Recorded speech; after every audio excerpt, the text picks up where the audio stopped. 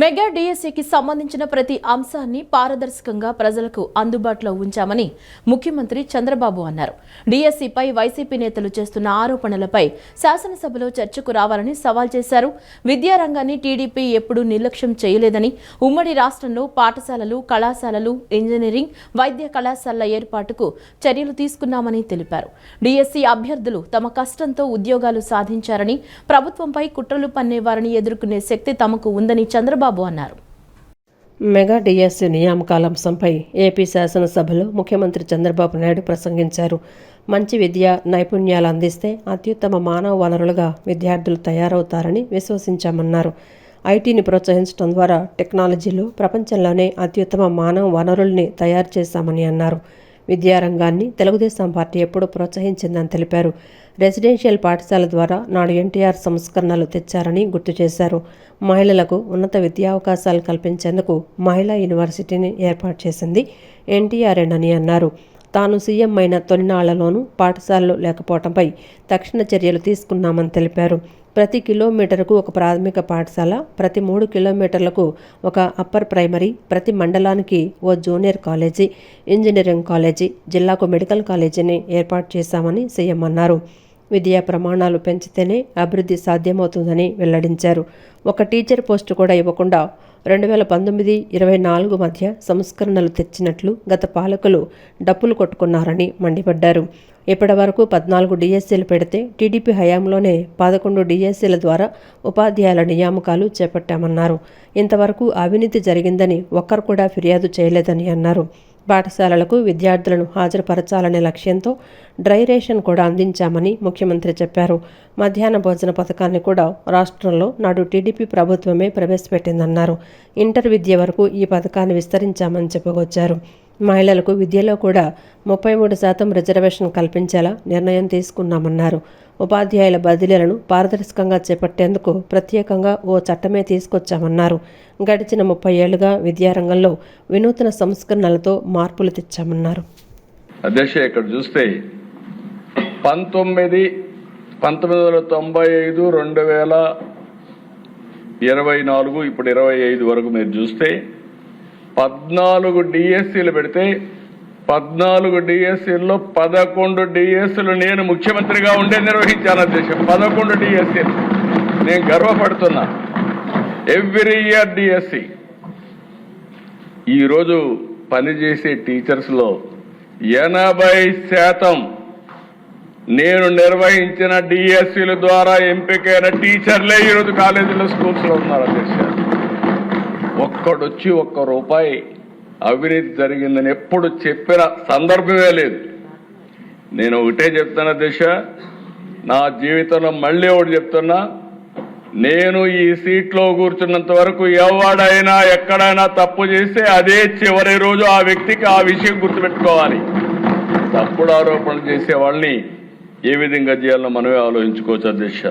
ఈరోజు డిఎస్సి నేను ఒకటే చెప్తున్నా, మాట్లాడే వ్యక్తులకి మీకైనా విశ్వసనీయత ఉండాలి, మీరు చెప్పే విషయాలకైనా సమాచారం ఉండాలి, వాస్తవం ఉండాలి.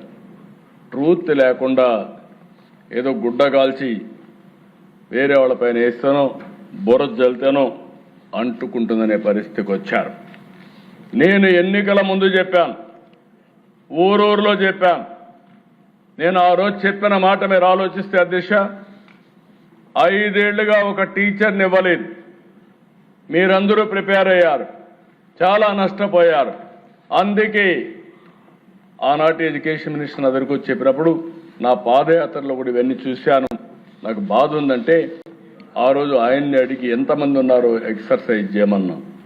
మెగా డిఎస్సీ కింద 16,300 ఉద్యోగాలు ఇవ్వాల్సి వస్తుందని, 397 ఇవ్వాల్సి వస్తుందంటే క్యాబినెట్లో పెట్టి ఫస్ట్ సంతకం అధ్యక్ష ఎలక్షన్ మేనిఫెస్టోలో పెట్టాం.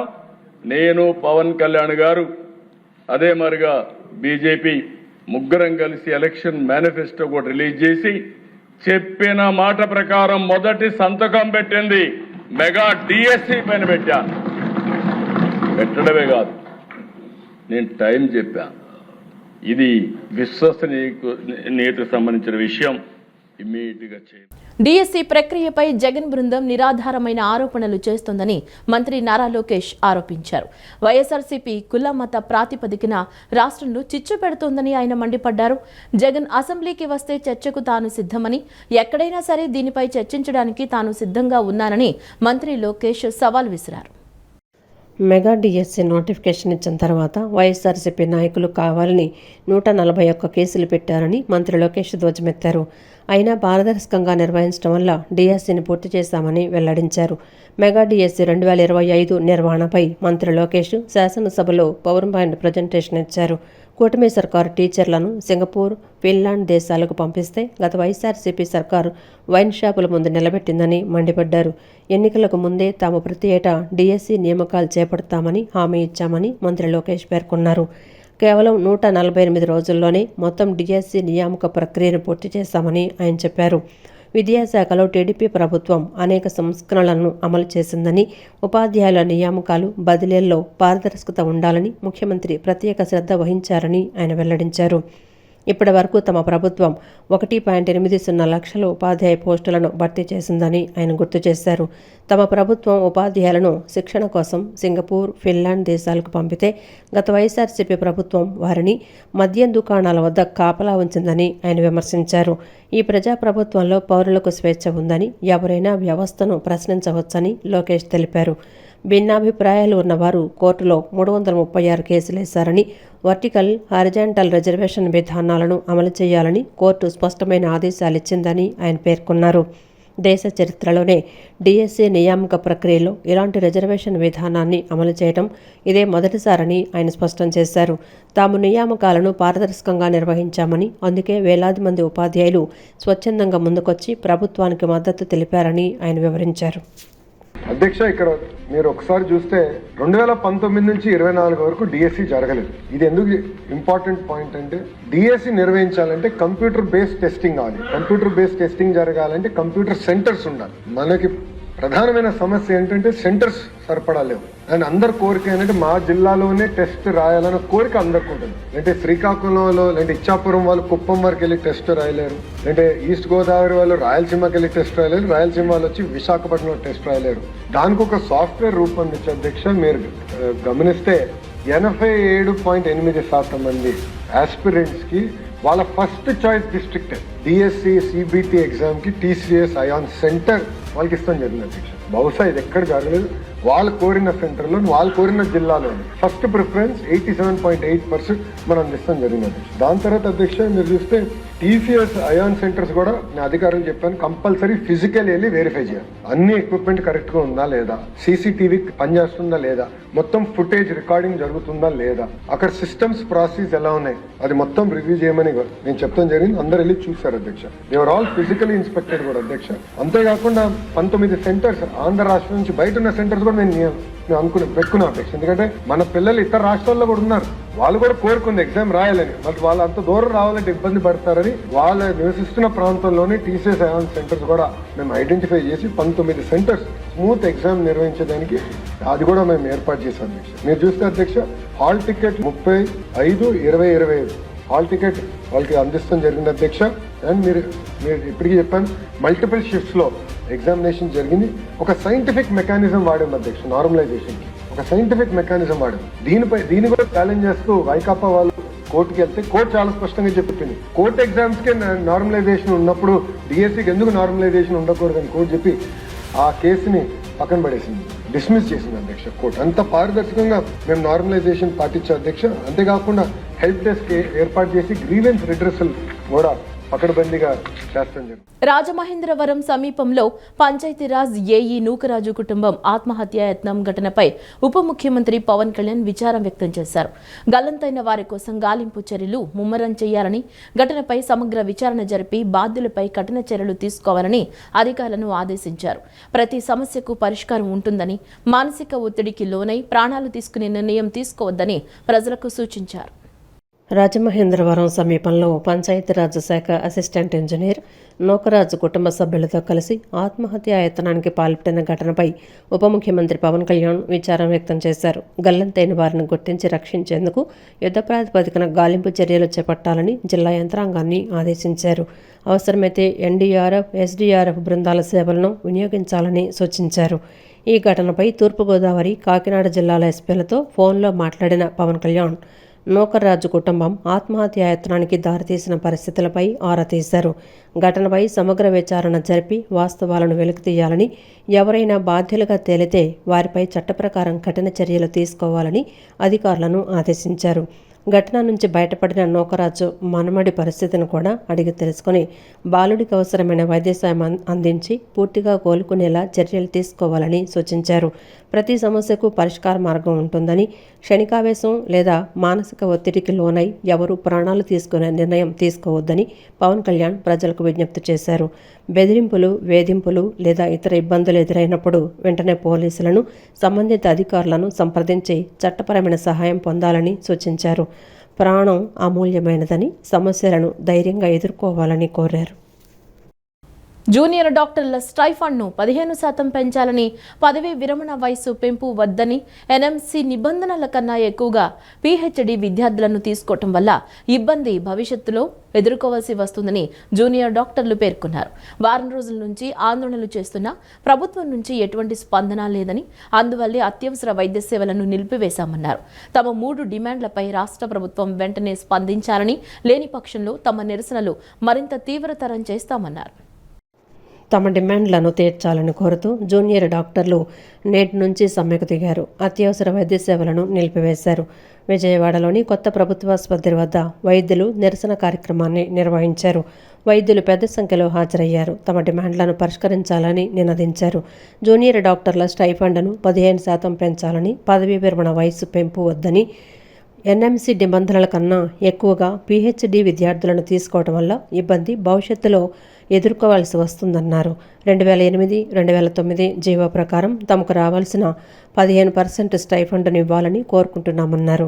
ప్రభుత్వం నుంచి తమకు లిఖితపూర్వక హామీ వచ్చేంత వరకు ఈ సమ్మెను ఇలాగే కొనసాగిస్తామన్నారు. తాము ఎమర్జెన్సీ సేవల్ని ఇప్పటికిప్పుడు కావాలని ఆపింది కాదని, ఆగస్టు 10 నుంచి తాము సమ్మె చేస్తున్నామన్నారు. ప్రభుత్వం నుంచి ఎటువంటి స్పందన లేదు కాబట్టి తప్పక అత్యవసర వైద్య సేవలను నిలిపివేయాల్సి వచ్చిందన్నారు. పీజీ స్టూడెంట్స్ ఎంత కష్టపడుతున్నా వాళ్ళ కష్టాన్ని మాత్రం ప్రభుత్వం గుర్తించడం లేదన్నారు. ఏజ్ రిటైర్మెంట్ ఇష్యూ 62 నుంచి 65 చేస్తున్నారు. దానివల్ల వచ్చే యూత్కి జాబ్స్ రావు, చాలా ప్రాబ్లం అవుద్ది. థర్డ్, ఎంఎస్సీ పిహెచ్డి వాళ్ళకి గవర్నమెంట్ కాలేజెస్లో అసిస్టెంట్ ప్రొఫెసర్గా జాబ్స్ ఇస్తున్నారు. దానివల్ల మా ఎంబీబీఎస్ వాళ్ళకి జాబ్స్ ప్రాబ్లం అవుతాయి. ఇది ప్రస్తుతం మా 3 డిమాండ్స్. అండ్ మెయిన్ సమ్మె పోస్ట్ గ్రాడ్యుయేట్స్ చాలా కష్టపడతాం ఇక్కడ హాస్పిటల్లో.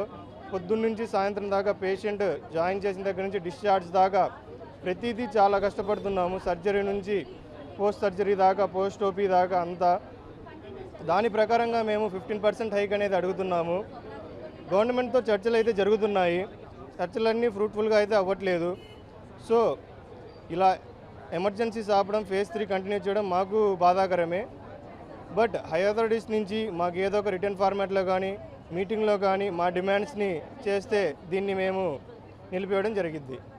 మాకు 3 ప్రధానమైన డిమాండ్స్ అండి. ఫస్ట్ది వచ్చేసి స్టైపెండ్ హైక్. మేము చాలా డిస్కషన్స్ చేసాము. 3% దగ్గర వాళ్ళు ఉన్నారు. అండ్ సెకండ్ డిమాండ్ వచ్చేసి అబౌట్ ఏజ్ ఆఫ్ రిటైర్మెంట్ 65 ఇయర్స్కి మారుస్తున్నారు. అది వద్దని చెప్పేసి మేము మా సెకండ్ డిమాండ్లో యాడ్ చేసాము. థర్డ్ డిమాండ్ వచ్చేసి ఎన్ఎంసీ నార్మ్స్ కంటే ఎక్కువగా రిక్రూట్మెంట్ ఆఫ్ ఎంఎస్సీ పిహెచ్డీస్ అండి. ఆ 3 మాకు తర్వాత చాలా ఇబ్బందిని కలిగిస్తాయి. అందుకని చెప్పేసి మేము వీటి కారణంగా మేము ప్రొటెస్ట్ చేయాల్సి వస్తుందండి.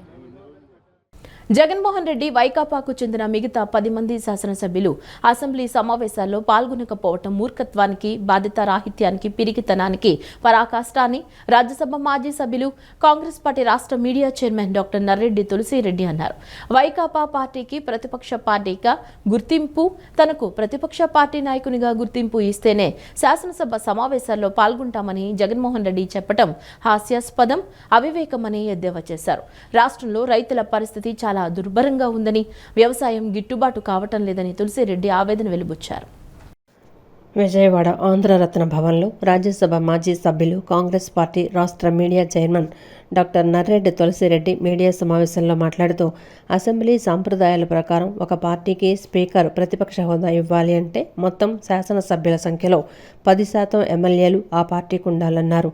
ప్రస్తుతం ఆంధ్రప్రదేశ్ శాసనసభ్యుల సంఖ్య 175 ఉంటే అందులో 10% అంటే 18 మంది ఎమ్మెల్యేలు కానీ అంతకంటే ఎక్కువ కానీ ఎమ్మెల్యేలు ఉంటే ఆ పార్టీకి స్పీకర్ ప్రతిపక్ష పార్టీ హోదా ఇస్తారన్నారు. కానీ ప్రస్తుతం వైఎస్ఆర్ కాంగ్రెస్ పార్టీకి 11 మంది శాసనసభ్యులు మాత్రమే ఉన్నారని, అందువల్ల వైఎస్ఆర్ కాంగ్రెస్ పార్టీకి స్పీకర్ ప్రతిపక్ష పార్టీ హోదా ఇవ్వలేదన్నారు.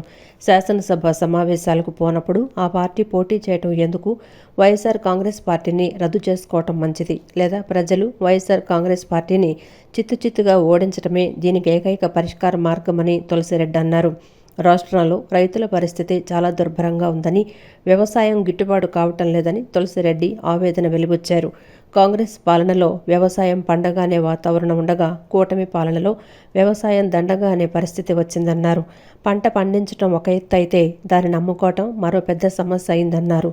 మిర్చి, పొగాకు, టమాటో, ఉల్లి, అరటి, మామిడి, పసుపు, బుడ్డశనగ ఇలా ఏ పంటకు గిట్టుబాటు ధర లభించటం లేదు.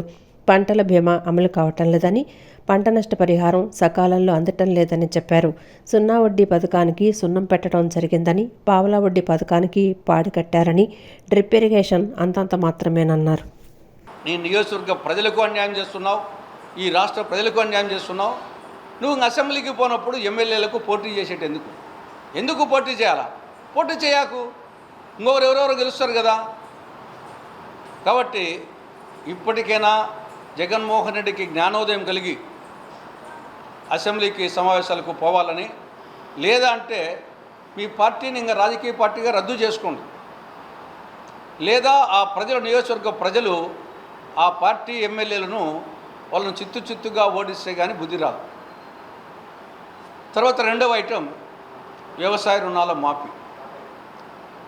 ప్రస్తుతం రాష్ట్ర వ్యాప్తంగా రైతుల పరిస్థితి చాలా దయనీయంగా ఉంది. పంట పండించడం ఒక ఎత్తు, దాన్ని అమ్ముకోవడం ఒక ఎత్తు. అది ఏ పంట కానీ, అది మిర్చి కానీ, పొగాకు కానీ, మామిడి కానీ, అరటి కానీ, ఉల్లి కానీ, టొమాటో కానీ, పసుపు కానీ, బుడ్డశనగ కానీ, ఏ పైరుకు వచ్చేసి గిట్టుబాటు ధర లభించడం ఏ పంటకు. అసెంబ్లీ భవనంలోని బీఏసీ హాల్లో సోమవారం కౌన్సిల్ బీఏసీ సమావేశం కౌన్సిల్ చైర్మన్ కె మోషన్ రాజు అధ్యక్షతన జరిగింది. 4 రోజుల పాటు జరగనున్న శాసనమండలి సమావేశాల్లో చర్చించాల్సిన అంశాలు, సభా కార్యక్రమాల నిర్వహణపై ఈ సమావేశంలో ప్రధానంగా చర్చించారు. రాష్ట్ర ఆర్థిక మంత్రి పయ్యావుల కేశవ్, శాసనమండలిలో ప్రతిపక్ష నేత Botsa Satyanarayana, assembly secretary general Prasanna Kumar, Suryadevara తదితరులు సమావేశంలో పాల్గొన్నారు. డిఎస్సీ వ్యవహారంపై శాసనసభలో విద్యాశాఖ మంత్రి ఇప్పటికే అన్ని అంశాలను సమగ్రంగా వివరించారని బీజేపీ ఎమ్మెల్సీ సోము వీర్రాజు అన్నారు. డిఎస్సీపై ప్రభుత్వం ఎక్కడా వెనక్కి తగ్గలేదని, దీనిపై సమాధానం చెప్పేందుకు ఎలాంటి ఇబ్బంది లేదని స్పష్టం చేశారు. ప్రతి అంశానికి సీబీఐ దర్యాప్తు కోరడం సరికాదని, సీబీఐని సాధారణ విషయంగా చూడకూడదని వ్యాఖ్యానించారు. గతంలో వైసీపీ ప్రభుత్వం ప్రతి అంశానికి సీబీఐ దర్యాప్తు కోరుతూ రాజకీయంగా ఉపయోగించుకున్న పరిస్థితులు ఉన్నాయని విమర్శించారు. శాసనమండలి పెద్దల సభ అనే గౌరవాన్ని కాపాడాల్సిన బాధ్యత సభ్యులందరిపైన ఉందని సోము వీర్రాజు అన్నారు.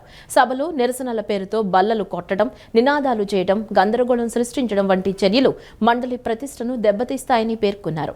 డిఎస్సీపై ఏవైనా అభ్యంతరాలు ఉంటే సభలో తీర్మానం పెట్టి చర్చించాలని, ఆధారాలతో ప్రభుత్వాన్ని ప్రశ్నించాలని సూచించారు. ఎలాంటి ఆధారాలు లేకుండా ఒక అంశాన్ని వివాదంగా మార్చి నిరుద్యోగుల్లో ఆందోళన కలిగించడం సరికాదన్నారు.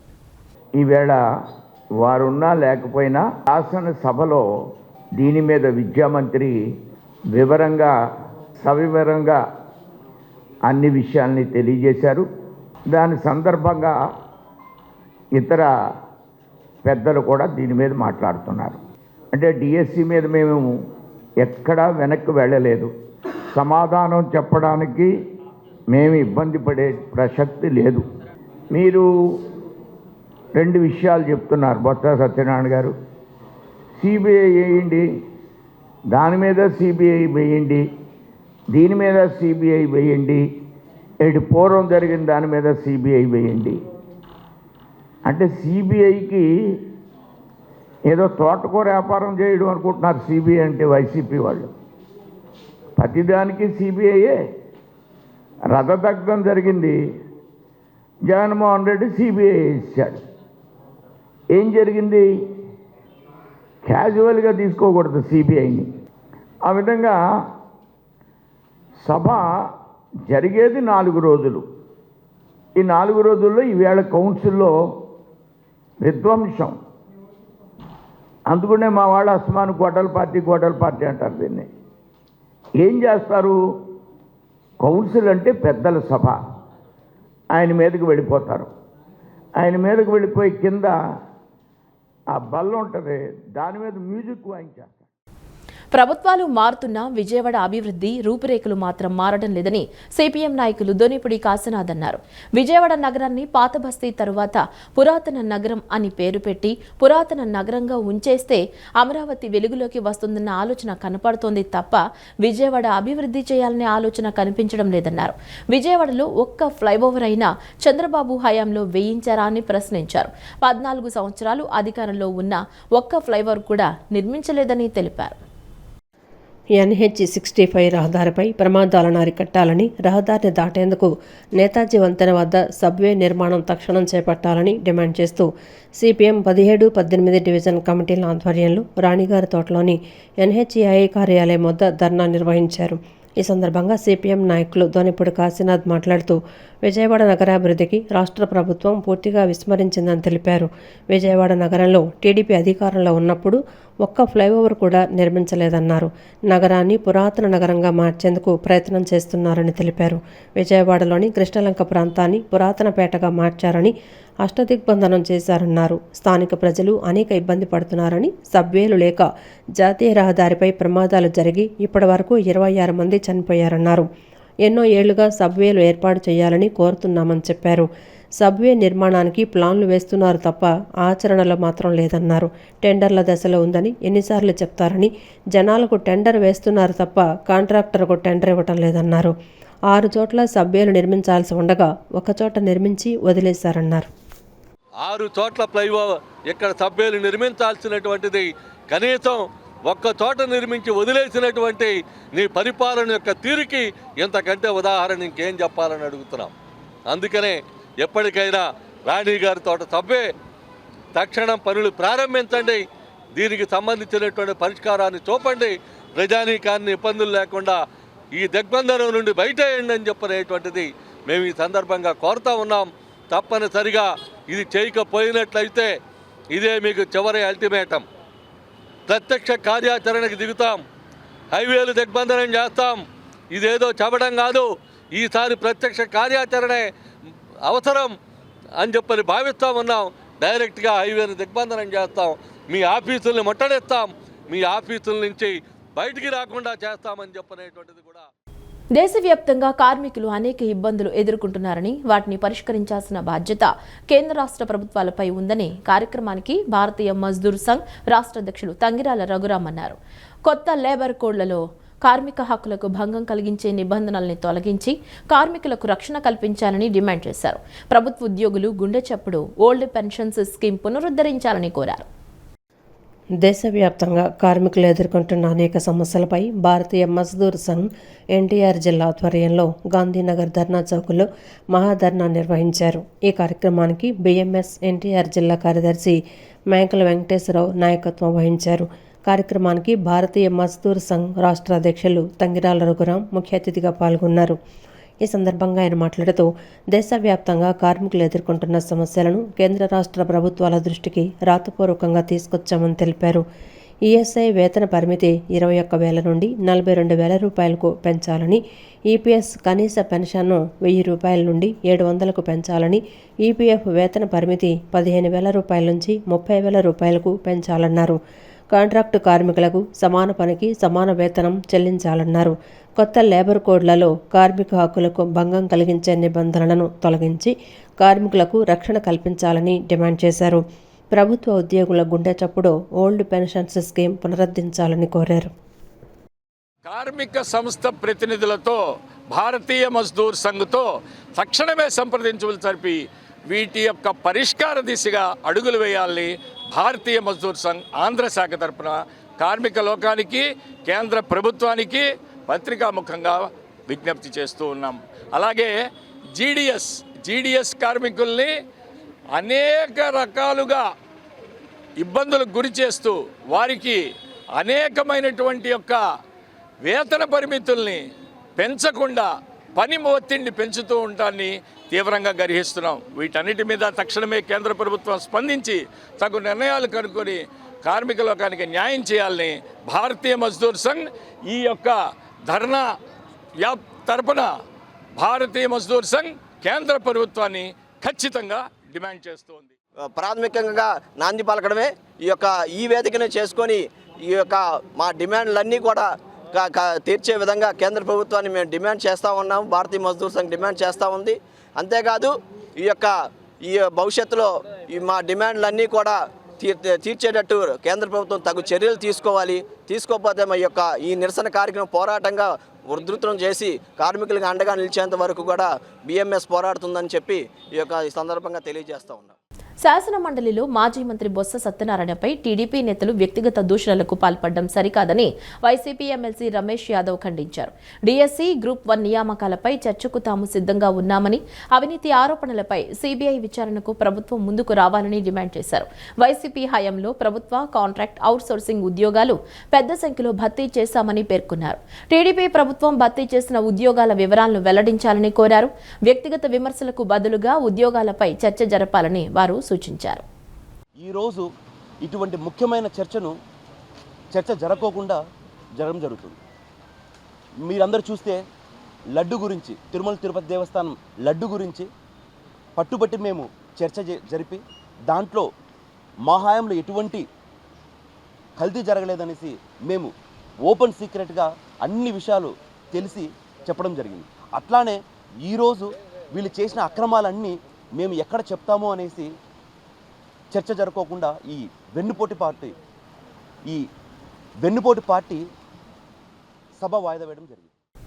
సెప్టెంబర్ 27న శతాధిక వృద్ధుల సన్మానోత్సవం నిర్వహించనున్నట్లు వయోవృద్ధ చారిటబుల్ ట్రస్ట్ చైర్మన్ డాక్టర్ చల్లా హరికుమార్, ట్రస్టీ తట్టి అర్జున్రావు తెలిపారు. శతవసంతాలు పూర్తి చేసుకున్న పెద్దవారిని కనీసం 10 మందిని ఒక వేదికపైన దర్శించి వారికి పాదాభివందనం చేసుకుంటే సాక్షాత్తు భగవంతుని పాదాలకు నమస్కరించినట్లేనని చెప్పారు. వయోవృద్ధ చారిటబుల్ ట్రస్ట్ ఆధ్వర్యంలో సెప్టెంబర్ 27న శతాధిక వృద్ధుల సన్మానోత్సవం జరగనుంది. ఈ కార్యక్రమానికి సంబంధించిన వివరాలను ట్రస్ట్ చైర్మన్ డాక్టర్ చల్లా హరికుమార్, ట్రస్టీ అర్జున్రావు మీడియాకు వెల్లడించారు. గడిచిన దశాబ్దన్నర కాలంగా అంతర్జాతీయ వయోవృద్ధ దినోత్సవం నాడు వయోవృద్ధ చారిటబుల్ ట్రస్ట్ నిర్వహణలో 100 వసంతాలు పూర్తి చేసుకున్న శతాధిక వృద్ధుల కార్యక్రమాన్ని చేపడుతూ పుణ్యమూర్తులైన దీర్ఘాయుష్యంతులను ఎందరినో ఘనంగా సత్కరించామని అన్నారు.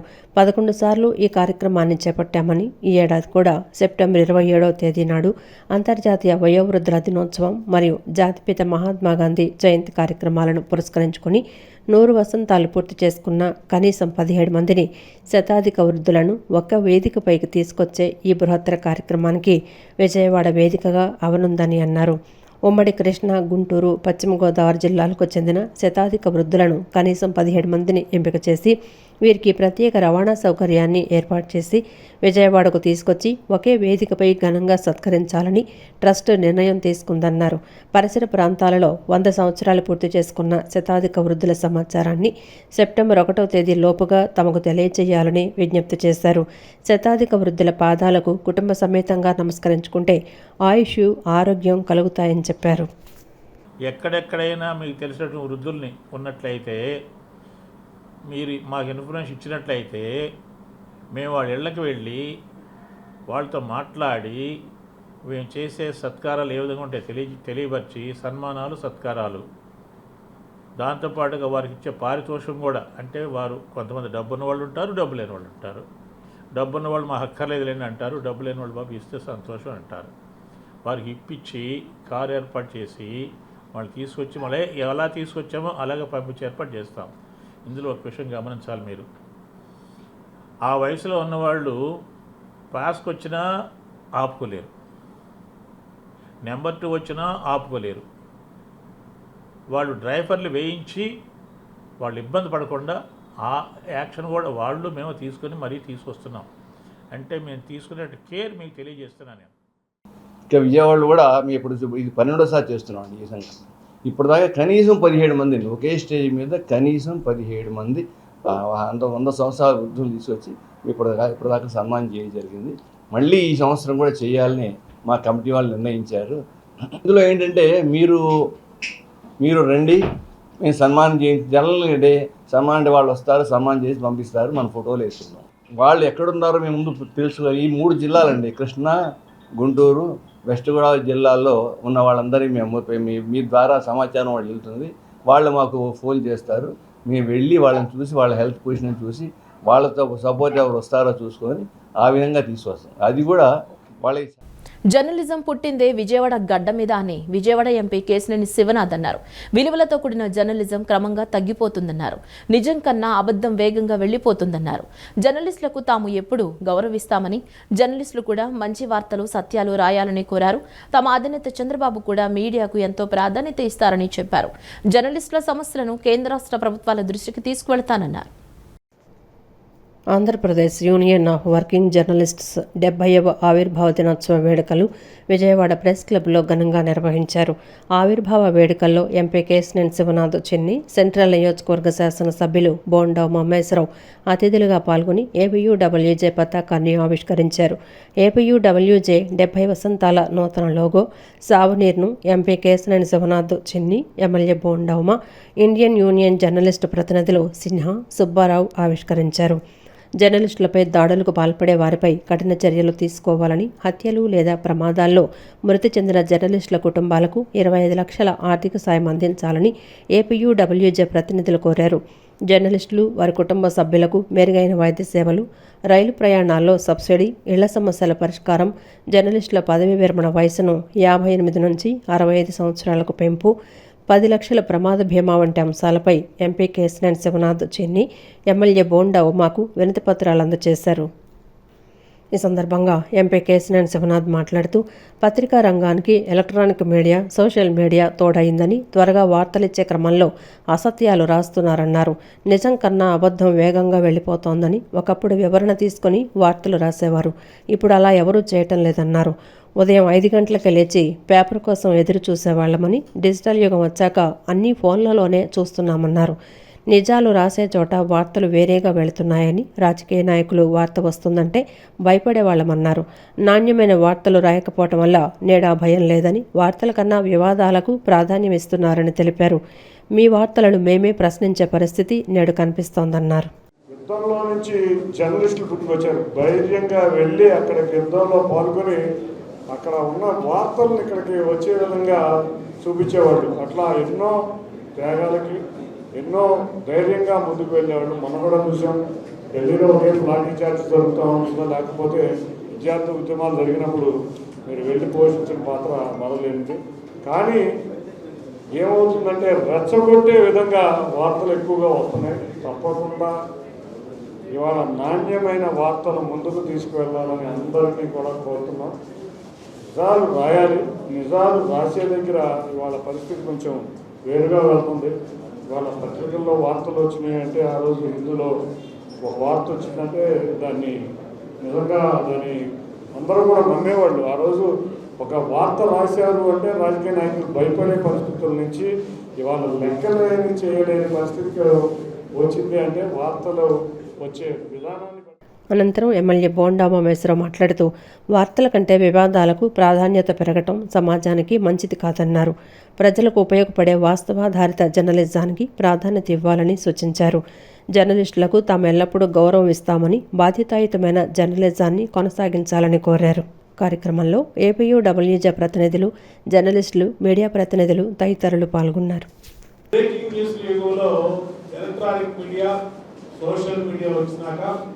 ఎవరి చేతుల్లో కంట్రోల్ లేదు.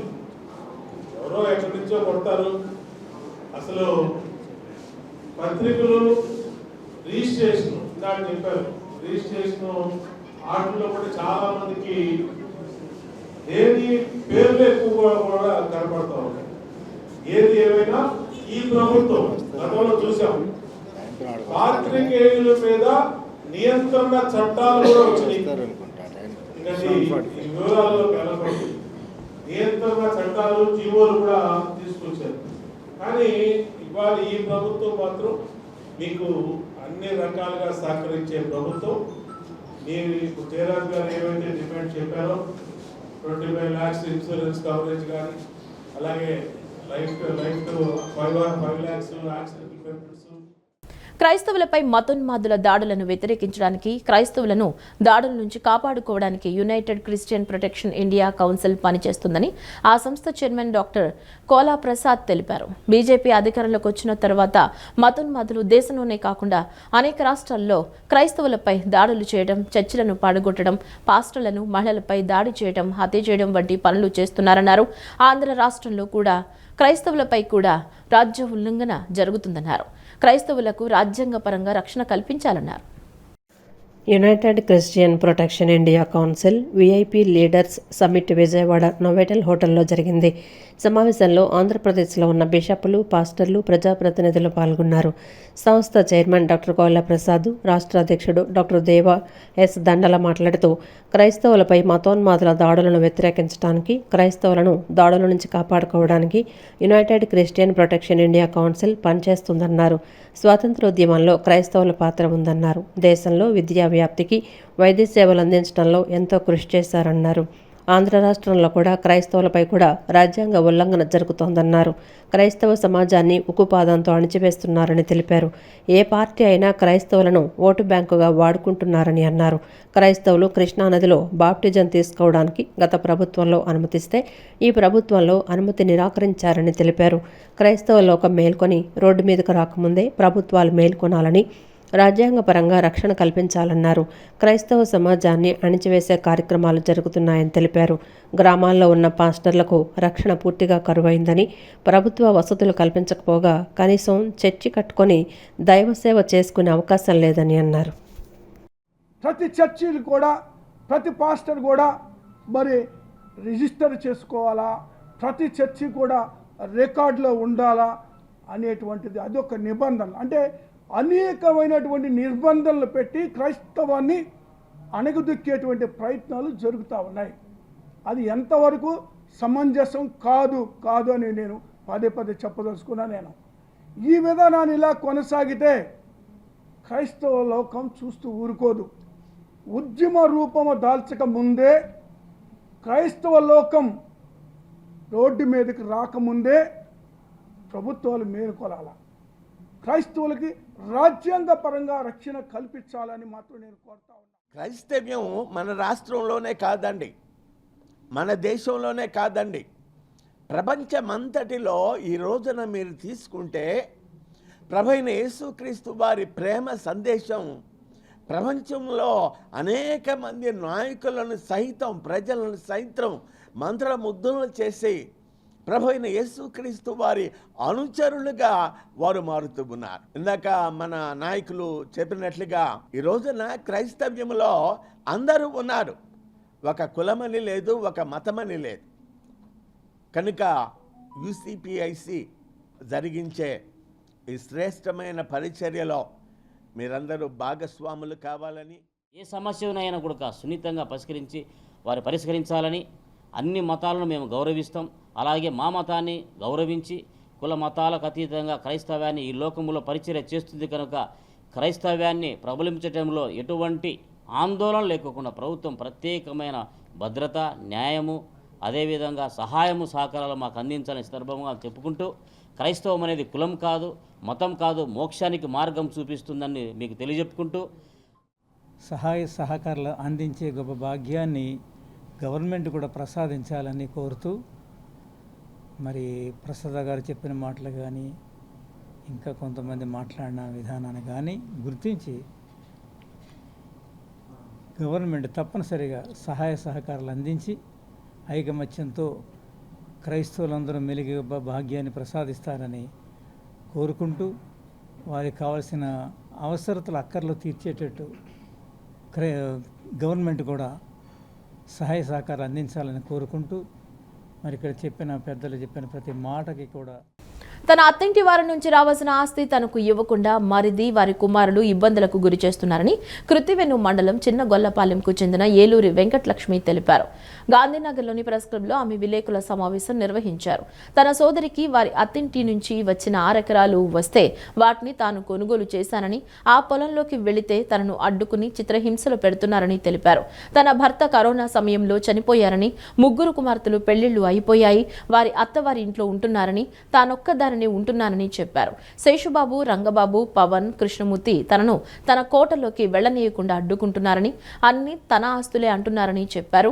తనను చంపాలని చూస్తున్నారని ఆరోపించారు. పోలీసులు తనకు రక్షణ కల్పించాలని కోరారు. నేను తోటల్లోకి వెళ్దామంటే నేను కొనుక్కున్న తోటల్లో కూడా రానివ్వట్లేదండి. అసలు అతనికి అంత ఆస్తి ఎలా వచ్చిందండి? అన్నీ నాయ అంటున్నాడు. నాకు మళ్ళీ ఎంతోమంది బాధితులు ఉన్నారండి. వాళ్ళు మీడియా ముందుకు వచ్చి చెప్పలేకండి ఎవరూ రావట్లేదు. నేను ధైర్యం చేసి నాకు రెవెన్యూ వారు, పోలీసు వారు, మంత్రివర్యులు ఎవరైనా సరే, నాకు ఆడదాన్ని కాబట్టి, నాకు వెనకాల ఎవరూ లేరు కాబట్టి నాకు రక్షణ కల్పించాలండి. లేకపోతే నన్ను చంపేయటానికి రెడీగా ఉన్నారండి వాళ్ళు. ఇప్పుడు మళ్ళీ వాసంశెట్టి సుభాష్ గారు, నేను ఇంకా ఎవరెవరో వెళ్ళి అంటండి పొలాలు రిజిస్ట్రేషన్ చేసేస్తున్నామని నా పేరు కూడా మంత్రివర్యులు పక్కన పెడుతున్నారండి. వాళ్ళు ఎక్కడ, నేను ఎక్కడండి? నేను కనీసం ఆయన్ని టీవీలో కూడా చూడలేదండి. ఆయన నాకు ఎలా తెలుసండి? నాకు అసలు తెలియదు కదా, నేను ఇంట్లోంచి బయటకు రాని మనిషినండి. ఆయన నాకు తెలియదు, ఆయన చాలా మంచి ఆయన అనేసి చెప్పడం విన్నాను, కానీ నేను ఆయన్ని చూడలేదండి. బీసీల హక్కుల కోసం నూకానమ్మ నిరంతరం పోరాడుతున్నారని జిల్లా బీసీ సంక్షేమ సంఘం ఇన్ఛార్జి పిళ్ళ శ్రీనివాస్ ప్రశంసించారు. ఆర్ కృష్ణయ్య తర్వాత రాష్ట్రంలోని అన్ని నియోజకవర్గాల నుంచి భారీగా జన సమీకరణ చేయగల నాయకురాలుగా నూకానమ్మ ఎదిగారని పేర్కొన్నారు. జాతీయ బీసీ సంక్షేమ సంఘం ఆంధ్రప్రదేశ్ మహిళా అధ్యక్షురాలు, రాష్ట్ర ఇన్ఛార్జి యలగాల నూకానమ్మ జన్మదిన వేడుకలను ఎన్టీఆర్ జిల్లా బీసీ సంక్షేమ సంఘం ఆధ్వర్యంలో ఘనంగా నిర్వహించారు. ఈ కార్యక్రమంలో ఐలాపురం భాస్కర్ శ్రీనివాస్, కుమ్మరి శాలివాహన రాష్ట్ర అధ్యక్షుడు ఆవాల మారుతి, మాజీ కార్పొరేటర్ పిల్ల శ్రీనివాస్, ప్రముఖ న్యాయవాది కనిశెట్టి లక్ష్మణరావు, బీసీ సంక్షేమ సంఘం రాష్ట్ర కార్యదర్శి, విజయవాడ సిటీ అధ్యక్షుడు బాడిస రూపేష్, రాష్ట్ర వర్కింగ్ కార్యదర్శి తమ్మిన దుర్గారావు, పీసా అరుణ్ కుమార్, కుట్టి షేక్ ఆయేషా, పోతిన జ్యోతి తదితరులు పాల్గొన్నారు. ఈ సందర్భంగా పిల్లా శ్రీనివాస్ మాట్లాడుతూ బీసీల హక్కుల కోసం నూకానమ్మ నిరంతరం పోరాడుతున్నారని అన్నారు. ఇటీవల ఢిల్లీలోని జంతర్ మంతర్ వద్ద బీసీ సంక్షేమ సంఘం ఆధ్వర్యంలో నిర్వహించిన కార్యక్రమంలో భారీ వర్షాన్ని సైతం లెక్క చేయకుండా వివిధ రాష్ట్రాల నుంచి సుమారు 400 మంది పాల్గొన్నారని తెలిపారు. ఆ కార్యక్రమం విజయవంతమైన సందర్భంగా జన్మదిన వేడుకలను కూడా నిర్వహిస్తున్నట్లు చెప్పారు. ఆర్ కృష్ణయ్య తర్వాత రాష్ట్రంలోని అన్ని నియోజకవర్గాల నుంచి భారీగా జన సమీకరణ చేయగల నాయకురాలుగా నూకానమ్మ ఎదిగారని పేర్కొన్నారు. బీసీల కోసం నిరంతరం పోరాడుతున్న నూకానమ్మకు భవిష్యత్తులో ఉన్నత స్థాయి పదవి లభించాలని ఆకాంక్షించారు. జాతీయ బీసీ సంక్షేమ సంఘం Andhra Pradesh incharge, daring dashing leader మన వై నూకాలమ్మ గారి పుట్టినరోజు, అలాగే ఈ మధ్యలోనే ఢిల్లీలో జంతర్ మంతర్ వద్ద బీసీ సంక్షేమ సంఘం ఆధ్వర్యంలో చక్కగా బీసీల కోసం ఉద్యమం స్ఫూర్తిగా ఆ రోజున జంతర్ మంతర్ వద్ద దారుణమైన వర్షం వస్తున్నా కూడా 400 మంది అందరూ లేడీస్ కూడా అన్ని రాష్ట్రంలో నలుమూలలుగా వచ్చేందుకు ఈ రోజున సక్సెస్ మీట్గా కూడా రెండు కలిపి ఈరోజు మేము కార్యక్రమం చేసుకుంటా ఉన్నాం. ఆర్ కృష్ణయ్య తర్వాత నూకాలమ్మ గారు ఈ రాష్ట్రంలో అన్ని నియోజకవర్గాల్లో, ఆంధ్రప్రదేశ్లో అన్ని చోట్ల నుంచి భారీగా జన సమీకరణ చేసే లీడర్ ఎవరంటే నూకాలమ్మ గారు. ఈరోజు నా పుట్టినరోజున మేము ఎన్టీఆర్ జిల్లా బీసీ సంక్షేమ సంఘం ఆధ్వర్యంలో ఈరోజు ఘనంగా వేడుకలు జరుపుకుంటున్నాం. ఈ వేడుకలకి అందరూ మా బీసీ ఈ వార్తలు ఇంతటితో సమాప్తం. నమస్కారం.